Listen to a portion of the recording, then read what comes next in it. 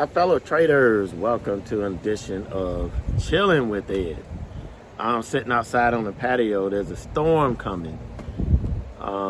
Might start raining on me, but I'm out here chilling with my dogs, spending some time with them since my cats get all the attention during the day.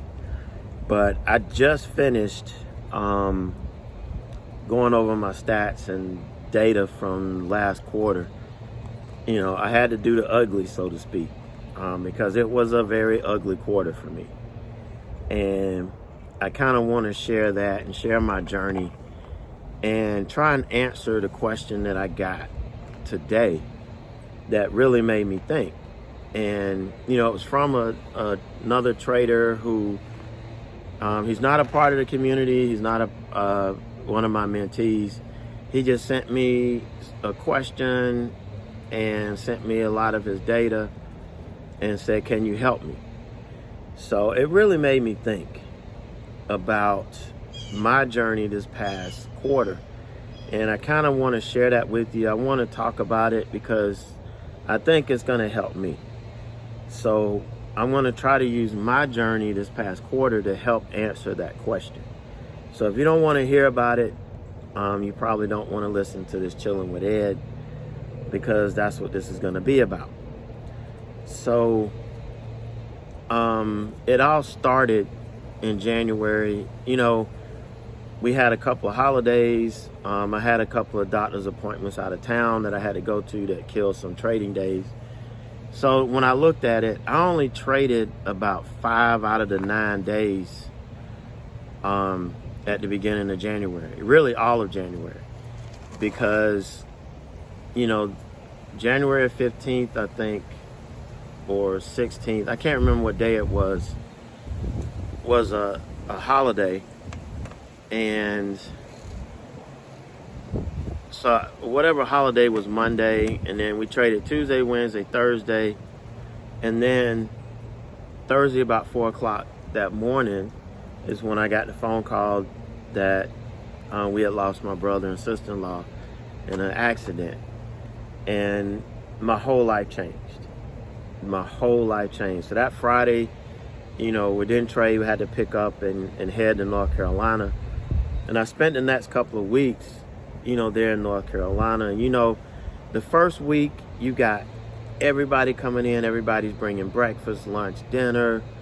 You got all the support in the world. You know, as a family, we're trying to get together about the funeral arrangements.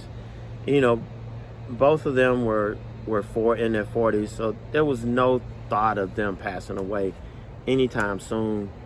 So there were no plans, and everything had to be planned out. The family, both sides of the family came together. It was a beautiful thing, a huge church family, and it took a lot of the weight off our shoulders and worrying about the short-term, you know, goals of taking care of the 3 kids and everything. So that passed, and I got into February, and I was like, well, you know, maybe I could use trading, get back into my groove and everything to help deal with the emotions that I'm feeling. And obviously that was a bad decision. And we talk about this a lot, and how you shouldn't trade emotionally and everything.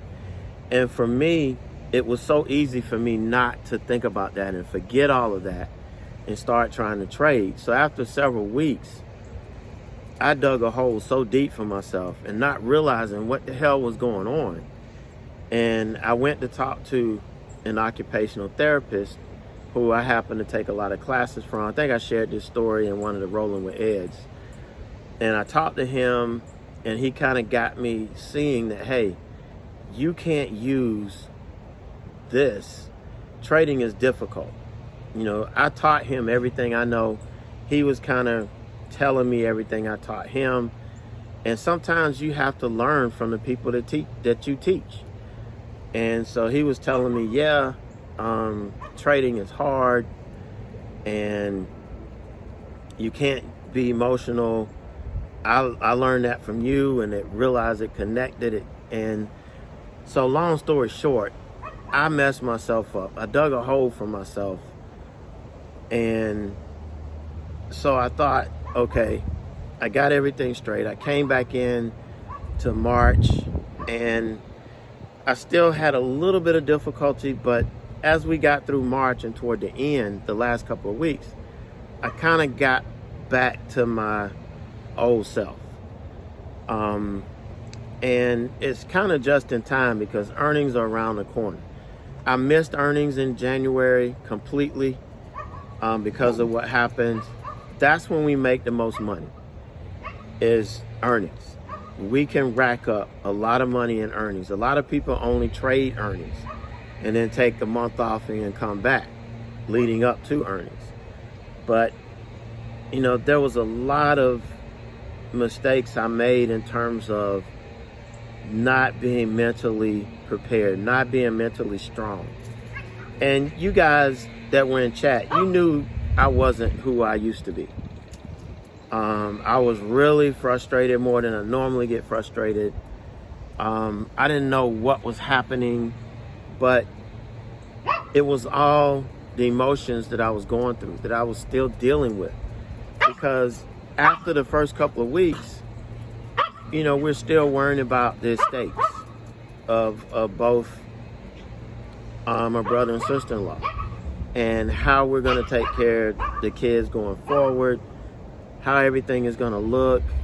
And that's still kind of, things are starting to come together, but it's still kind of a worry, and it's going to go on. You know, the probate courts are slow, and this thing just keeps dragging out. But I had to develop and build up my mental strength again so that I could come into trading. And all of that made me realize that trading is very difficult because of the mental toll that it takes on you. It's a mental game. If your mindset is not right, you're not going to make money.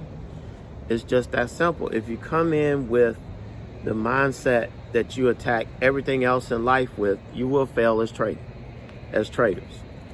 I know, and this young man sent me his trades, and he was making more winning trades than losing trades, but he was still losing money. And the hard part was what was happening is he was not allowing his winning trades to mature. He was taking them off too early every time he saw profit. And we've talked about this before. And it's the normal thing. Taking profit too early, letting your stops run beyond, you know, where you want it to go. And that's what was happening to me in February and kind of in the beginning of March, is that it wasn't that I was taking my winning trades off too early. I was getting the most out of them, but I was holding my losing trades too long because I was behind. I needed to make money. This is how I make my living. I have bills to pay. I still have bills to pay. I have children I got to take care of. You know, my daughter's in grad school. I got to take care of her. My son is in undergrad. I got to take care of him. And all of this stuff. You know, I got households I got to take care of. And mentally, it kills you. And you come in and you think, I got to make money. I got to make money. And you start letting things run too long. You're locking in the profits that you can make. So the last couple of weeks, I was able to get back to who I used to be. So, you know, looking at my first quarter, it just realized how hard it was mentally on me, and that it wasn't so much the market. Even though the market was bad and we weren't able to make what we normally make, it was me not being in the right mindset, not being who I needed to be as a trader. And this is the first time I've been through something this tragic and this traumatic. And it affects me. I'm starting to feel sad now, so hopefully I don't start crying. But it affects me more than I thought. And it was subconscious. I thought I was beyond it, but it's subconscious. It's there. You got to deal with it. And now that I know it, I've been able to work through it. And that's what makes trading so hard. Is it's a mental game. And if your mindset is not right, you won't be able to follow your trading plan. You won't be able to manage your risk. And you may be making more winning trades than losing trades. But if you're not executing your process right, if you're not doing what you're supposed to do, then your losers aren't going to be able to get paid for by your winning trades. And that causes you to lose money. That's a big reason why trading is so hard. We have to have our mind in the right place every day when we come in. I know the thing about this, and you can compare it to a doctor or a lawyer. Let's look at the medical field. Okay, if a doctor comes in, how emotional do you think that doctor is when he comes in and he's working on another living, breathing human being who's depending on him to come in and do surgery to help correct him? I think about my brother Tal, who had, around the same time we lost Abraham and Ashley, he was in the hospital with heart failure. And, they had to do a heart procedure with him. And I'm thinking, this doctor is dealing with my brother whose heart is operating at 20%. He has the heart of like an 80-year-old man, and he's 47, 48. And, what emotions does he have to deal with going in and doing a bypass and everything, like putting a catheter in, when you have somebody's life in the palm of your hands? If the doctor doesn't control his emotions and he makes a mistake, a lot of times he can't correct it. Doctors bury their mistakes, and it's sad and it's very emotional. But as traders, we don't have to bury our mistakes. We can correct them. But it takes an emotional toll when we are looking at not making progress, and we're talking about losing the money that we have, and that we're trying to make money to better our family life, make sure that our kids and our wife and our significant others taken care of. So it's really, really difficult, really, really difficult to get that. So, and going through this has actually helped me be better at helping others. Okay, I've never been through this type of an emotional thing before, and I pray that none of you ever have to. But it's gonna happen. And it just reiterates the fact that if your mind's not right, you can't trade. And I'm gonna keep working. I don't get a lot of followers because I talk about the mindset. The mindset is the number one priority. But you got to understand, if over 90% of traders fail, it's because, all right, girl, if over 90% of traders fail and they're listening to people who are saying the same things over and over and over again, you're following the teachings of the same 90% of traders who fail.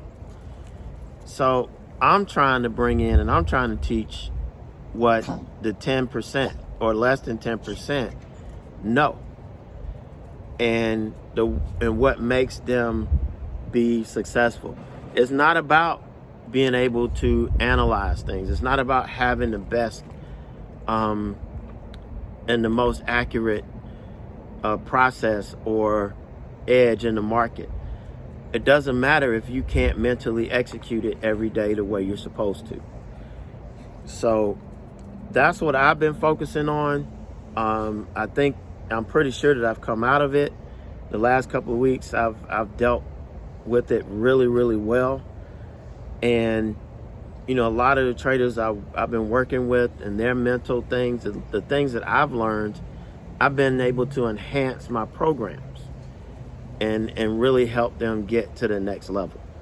So if you listen to all of this, I hope you got something from it, but it's therapeutic for me to talk about it and to go through this, and to share this with you.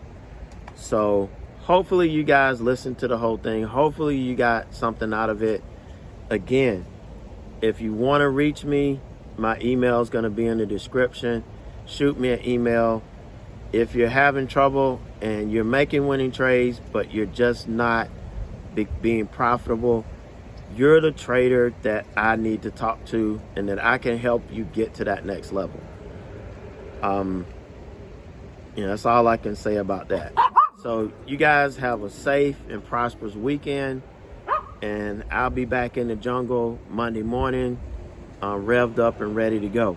We're moving into earnings season here in the next week, and we need to be ready to pull that money in. So you guys stay safe, and I'll talk to you soon. Peace.